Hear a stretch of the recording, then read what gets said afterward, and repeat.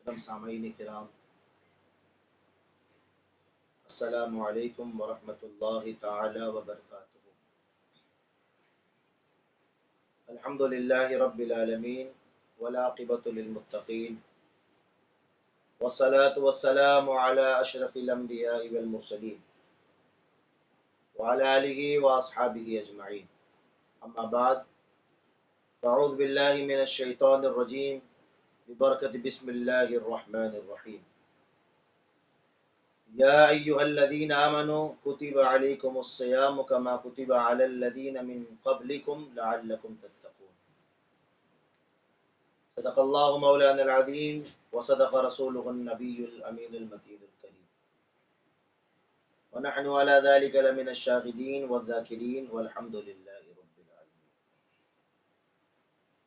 تمام تعریفیں اس پروردگار کے لیے جو ساری کائنات کا رب ہے، جو رب العالمین ہے، اور کروڑ ہا کروڑ درود اس نبی مکرم، نبی محتشم جناب محمد الرسول اللہ صلی اللہ تعالی علیہ وسلم کی بارگاہ میں، کہ جنہیں اللہ تبارک و تعالی نے رحمت للعالمین بنا کر کے بھیجا۔ معزز سامعین کرام، اللہ تبارک و تعالی کا ہم جتنا شکریہ ادا کریں اتنا کم ہے کہ اس نے ہمیں ماہ رمضان کی سعادتوں، برکتوں اور عظمتوں والا مہینہ عطا فرمایا۔ اب رب تبارک و تعالیٰ کی بارگاہ میں ہم یہ بھی دعا کریں گے کہ اللہ تبارک و تعالیٰ نے جو عظمتوں، برکتوں اور سعادتوں، رحمتوں والا مہینہ عطا فرمایا، اب اللہ سے دعا کریں گے کہ اللہ تبارک و تعالیٰ ہمیں اس مہینے سے ملاقات بھی کرا دے، اس مہینے میں عبادتیں کرنے کی توفیق عطا فرما دے۔ اللہ تبارک و تعالیٰ اس مہینے میں ہمیں قیام اللیل اور ماہ رمضان کے روزے رکھنے کی توفیق عطا فرما۔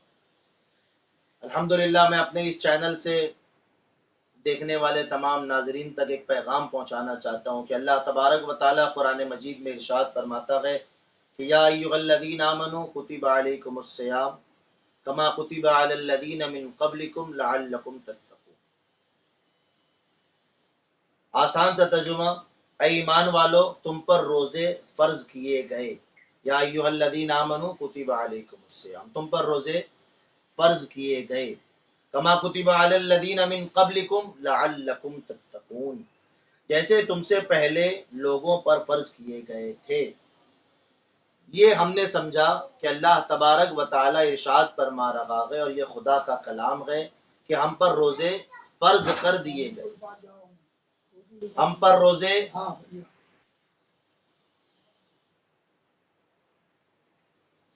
اللہ تبارک و تعالیٰ کا قرآن ہمیں یہ پیغام دے رہا ہے کہ تم پر روزے فرض کر دیے گئے۔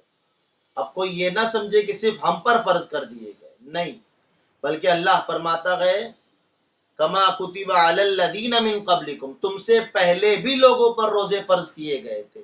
پر یہ الگ بات ہے کہ کسی کا روزہ الگ تھا، کسی کا روزہ رکھنے کا طریقہ الگ تھا، کسی کا وقت الگ تھا، کسی کا مہینہ الگ تھا، پر یہ اللہ کا احسان ہے کہ اللہ تبارک و تعالیٰ نے ہمیں ایک مکمل مہینہ عطا فرما دیا۔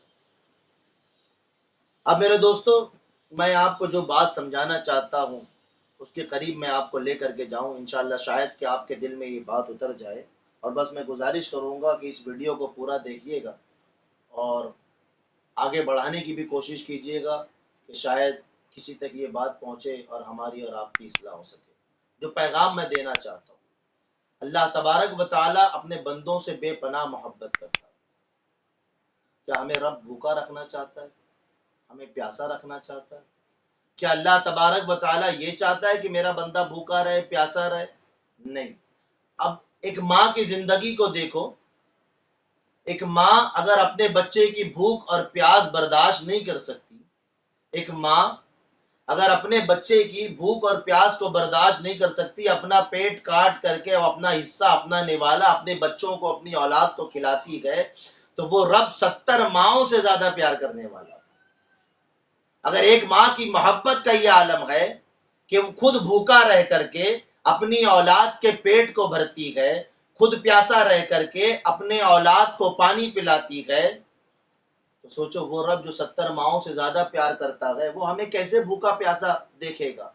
پر اللہ نے آگے اس آیت میں ارشاد فرمایا کہ لعلکم تتقون، کہ میں نے تم پر جو روزے فرض کیے گئے، جو تمہیں بھوکا رکھ رہا ہوں، جو تمہیں پیاسا رکھ رہا ہوں، اس کا مطلب یہ ہے کہ لعلکم تتقون، تاکہ تم متقی اور پرہیزگار بن جاؤ. سبحان اللہ، تمہارے اندر تقوی آ جائے. کیوں؟ اب دیکھو ماہ رمضان کا مہینہ ہے، 1 بج رہا ہے، کڑکتی دھوپ ہے، کوئی دیکھنے والا نہیں ہے، پانی کا گلاس ٹھنڈا سامنے رکھا ہے، بندہ روزے کی حالت میں ہے، اندر سے آواز آ رہی ہے پانی پی لے، کوئی نہیں دیکھ رہا ہے، پر گلاس کی طرف ہاتھ نہیں اٹھتا. کیوں؟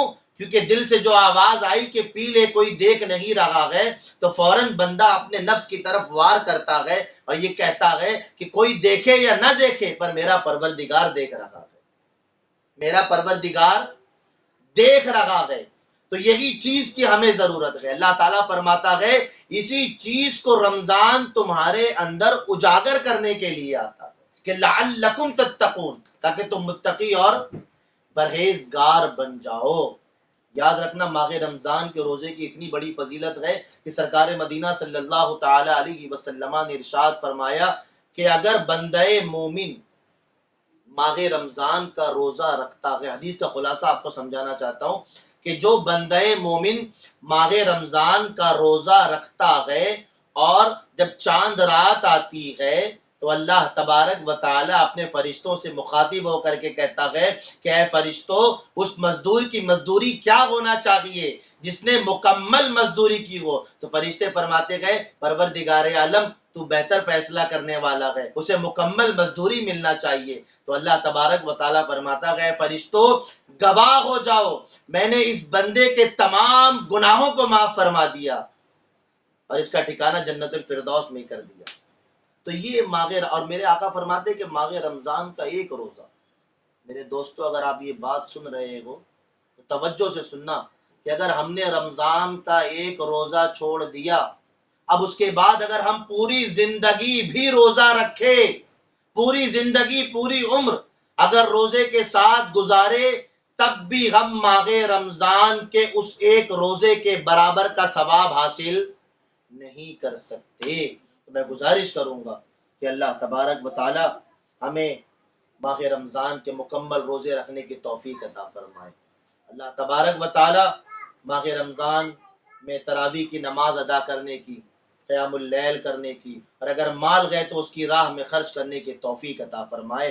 اللہ تبارک و تعالی ہم سب کو دونوں جہاں کی بھلائیاں نصیب فرمائے. انشاءاللہ تبارک و تعالی اگر زندگی رہی تو ایسی اچھی ویڈیو دین کی باتیں آپ تک پہنچانے کی کوشش کروں گا. اللہ تبارک و تعالی ہم سب کو اپنے سایہ کرم میں رکھے. اللہ تبارک و تعالی ہم سب کے تمام صغیرہ کبیرہ گناہوں کو معاف فرمائے. استغفر اللہ ربی من کل ذنب واتوب الیہ وما علینا الا البلاغ.